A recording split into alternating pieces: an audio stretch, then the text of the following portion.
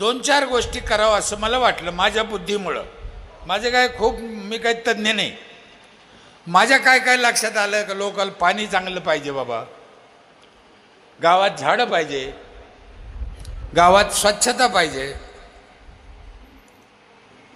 लोकांना भेसळ नाही खाल्लं पाहिजे, पोरांचं शिक्षण चांगलं झालं पाहिजे, संस्कार पाहिजे, म्हाताऱ्या लोकाला जीव लावला पाहिजे, वयस्कर लोकाला.